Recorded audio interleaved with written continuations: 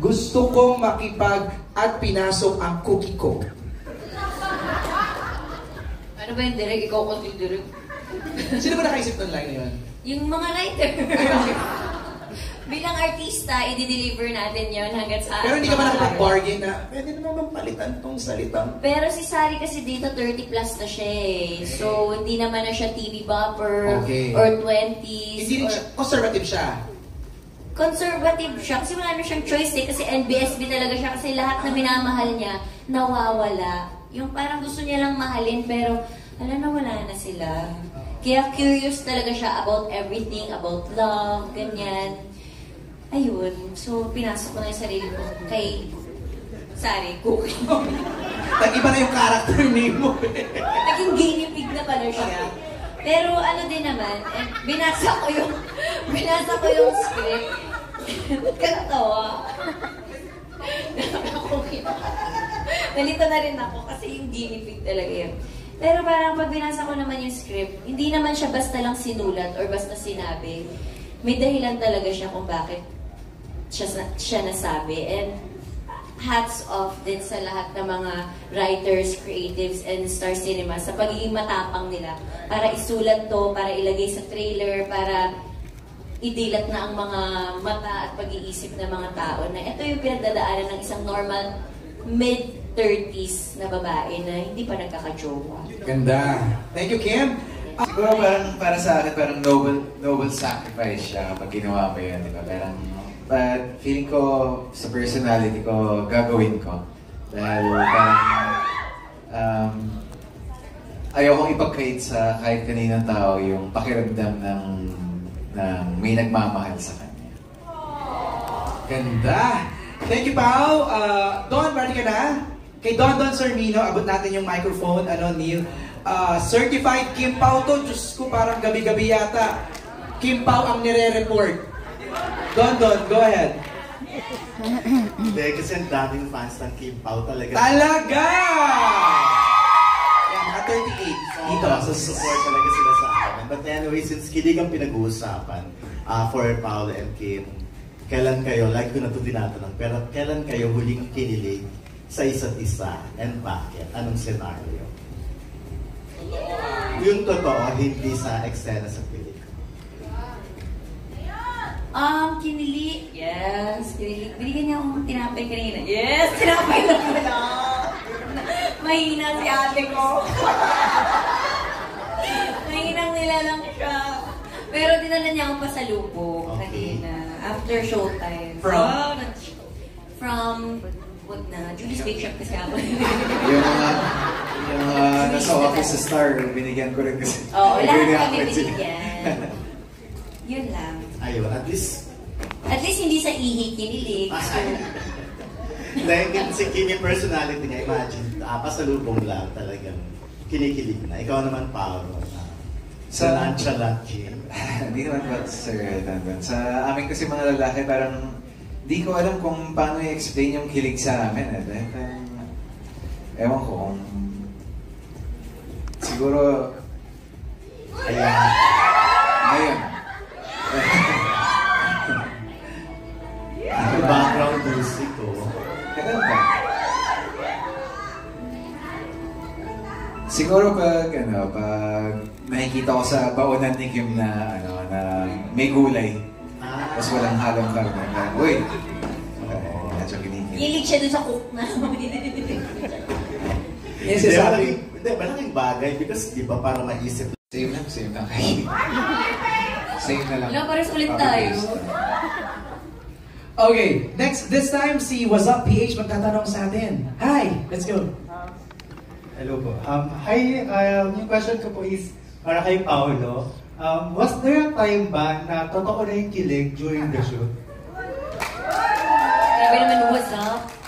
A lot of times. Not for anything because minsan kasi kailangan as an actor, kailangan totoo yung nararamdaman nyo. Yung nilalabas yung emosyon para pag pinanood ng mga tao, maniwala sila sa gusto nyong sa gusto nyong ipakita sa kanila. So, ayan. Yun lang po, thank you. Yun lang, ang sweet naman ng mga fresh, memorable kiss. Kanina, charot din. Charot. Jokes are happen. Grabe naman yung may memorable. Bakit naman sobrang memorable? Wala lang. Mapapanood niya pa lang. Ay! Sa March 26. Ganon ang sagot. Huwag kayo pipikit, huwag kayo magsi-CR sa sinihan, tuloy-tuloy lang ang panonood. Ilang seconds yun? Days? 2 weeks? Haba! Punto na gusto mo nang mag-disappear sa isang relasyon, mabot ba kayo sa point na gano'n? Parang napuno na kayo? This goes for all, ha? Nagkaroon pa kayo ng gano'n, parang... Ako na nga sumagot niya kanina. Ako ulit? Ako okay na ako. Okay na. Martin? May times na nagdi-disappear ako. I think when it comes to love, maybe nasa age range din namin na parang may pagka-never give up pa kami. Like, we always wanna keep trying and see if it works out. Pero syempre, kapag dumating na yung time na it's really not working na and, you know, parehas na kayong nahihirapan, I think love isn't supposed to be hard. It's supposed to be soft and, you know, kind. So, yeah. Disappear ka na kung sobrang hirap na siya. Si Wilma, sagot na niya kanina eh. No? Okay na si... Direk, ikaw Direk. Meron ba? Yeah.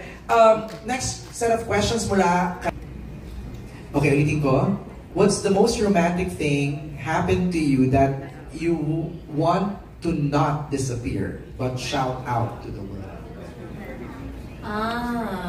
Pagsigawan ko. Ano bang gusto ko ipagsigawan? Medyo na ako.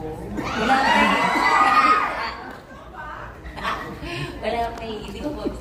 Sa March 26, yun yung gusto kong nasa puso ko. March 26, my love will make you disappear. Talaga ba, Kim? Okay, for everybody sa ating buong cast, what do you think is the key so that love will never... Siguro sa akin, understanding. Parang understanding each other. Dahil pag naunawaan nyo sa isa't isa yung mga kailangan nyo, yung mga pagkukulang nyo at yung mga kailangan bayaran, etc. Parang mas madaling ayusin lahat at mas madaling pagdaanan yung mga may hirap na times na mas madaling pagdaanan yung mga mabibigat na times. Yes. Kimi? Ako, no, tanong, what do you think is the key so that love will never disappear in real life? Malay ko, nag-disappear sila eh.